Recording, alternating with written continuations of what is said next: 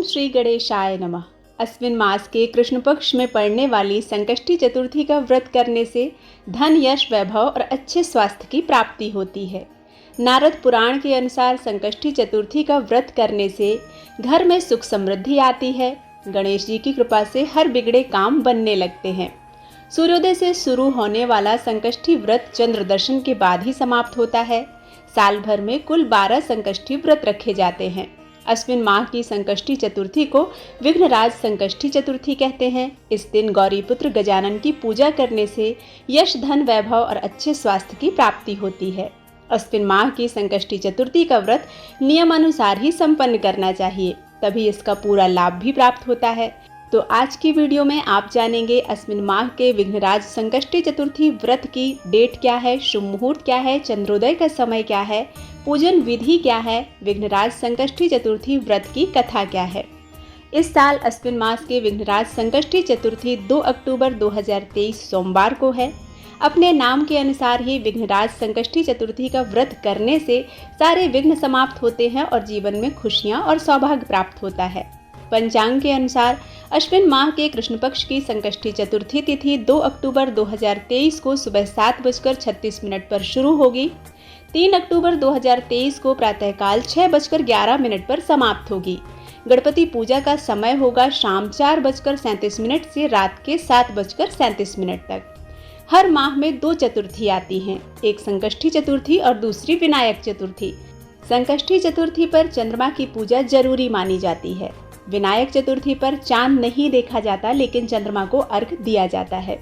इस साल अश्विन मास की विघ्नराज संकष्टी चतुर्थी का चांद रात 8:05 पर निकलेगा और इसी अवधि में हमें चंद्रमा को अर्घ प्रदान करना है। गणेश जी को शुभता का प्रतीक माना जाता है। इनकी आराधना करने से शुभ कार्य होते हैं, कार्यों में सफलता मिलती है। अश्विन मास में विघ्नराज संकष्टी चतुर्थी पर व्रत रखकर गणेश जी की पूजा करने से सुख समृद्धि का वास होता है। चतुर्थी व्रत के प्रभाव से हर बाधा दूर होती है और समस्त संकट टल जाते हैं।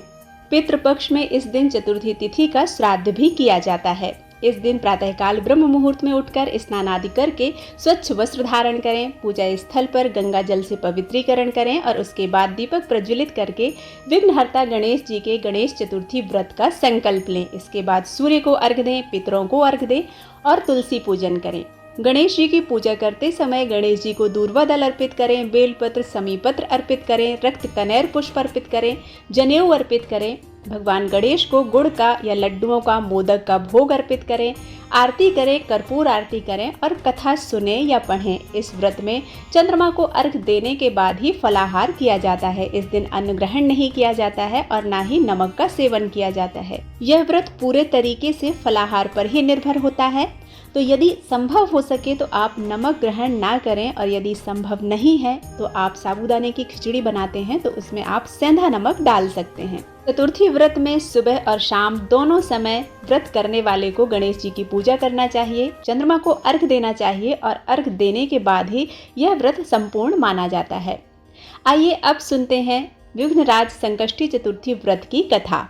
अश्विन संकष्टी गणेश चतुर्थी व्रत की पौराणिक कथा के अनुसार महाभारत काल में युधिष्ठिर ने भगवान से पूछा, हे कृष्ण जी, मैंने सुना है कि अश्विन कृष्ण चतुर्थी को संकटा चतुर्थी कहते हैं।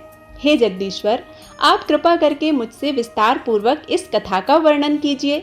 श्री कृष्ण जी ने उत्तर में कहा कि प्राचीन काल में यही प्रश्न पार्वती जी ने गणेश जी से किया था कि हे देव, अश्विन मास में किस प्रकार गणेश जी की पूजा की जाती है, इसे करने से क्या फल मिलता है।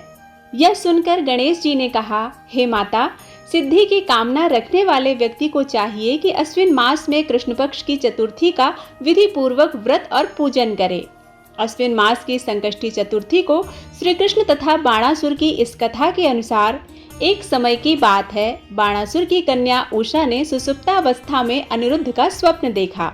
अनिरुद्ध के विरह से वह इतनी अभिलाषी हो गई कि उसके चित्त को किसी भी प्रकार से शांति नहीं मिल रही थी। उसने अपनी सहेली चित्रलेखा से त्रिभुवन के संपूर्ण प्राणियों के चित्र बनवाए। जब चित्र में अनिरुद्ध को देखा तो कहा, मैंने इसी व्यक्ति को स्वप्न में देखा था, इसी के साथ मेरा पाणी ग्रहण भी हुआ था। हे सखी, यह व्यक्ति जहाँ कहीं भी मिल सके ढूंढ कर लाओ। अन्यथा इसके वियोग में मैं अपने प्राण छोड़ दूंगी। अपनी सखी की बात सुनकर चित्रलेखा अनेक स्थानों में खोज करती हुई द्वारकापुरी में आ पहुंची। चित्रलेखा राक्षसी माया जानती थी। उसने वहां अनिरुद्ध को पहचानकर उसका अपहरण कर लिया और रात्रि में पलंग सहित अनिरुद्ध को उठाकर वह गोधूली बेला में बाणासुर की नगरी में प्रविष्ट हुई। इधर प्रद्युम्न को पुत्र शोक के कारण असाध्य रोग से ग्रसित होना पड़ा।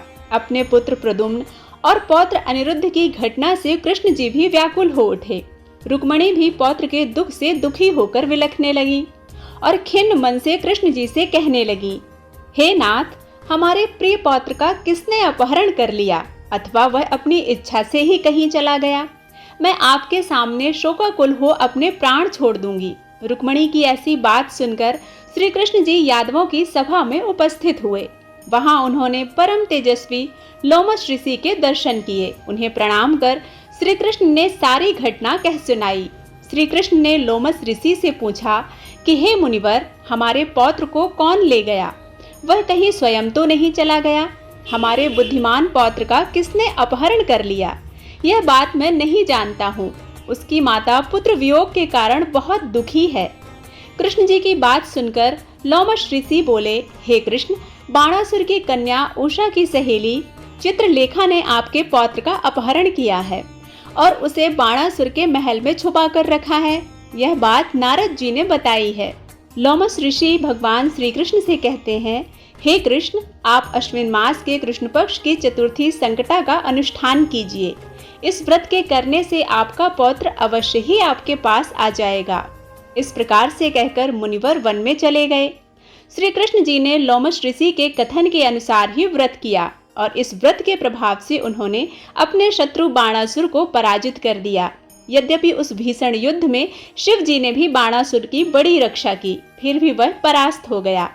भगवान कृष्ण ने कुपित होकर बाणासुर की सहस्त्र भुजाओं को काट डाला। ऐसी सफलता का कारण व्रत का प्रभाव ही था। श्री गणेश जी को प्रसन्न करने तथा संपूर्ण विघ्नों को हरने के लिए इस व्रत के समान कोई दूसरा व्रत नहीं है। श्री कृष्ण ने कहा, हे राजन युधिष्ठिर, संपूर्ण विपत्तियों के विनाश के लिए मनुष्य को इस व्रत को अवश्य ही करना चाहिए। इसके प्रभाव से आप शत्रुओं पर विजय प्राप्त करेंगे और राज्याधिकारी भी होंगे। इस व्रत की महिमा का वर्णन बड़े बड़े विद्वान भी नहीं कर सके। हे कुंती पुत्र, मैंने इसका अनुभव स्वयं किया है। यह मैं आपसे सत्य कह रहा हूँ। विघ्नहर्ता गणपति गजानन भगवान की जय। उम्मीद है वीडियो में दी गई जानकारी और कथा आप सभी को पसंद आई होगी। वीडियो पसंद आता है तो वीडियो को लाइक करके चैनल को सब्सक्राइब करना बिल्कुल मत भूलिएगा। मिलती हूँ एक नई कथा के साथ, तब तक के लिए ओम नमः शिवाय।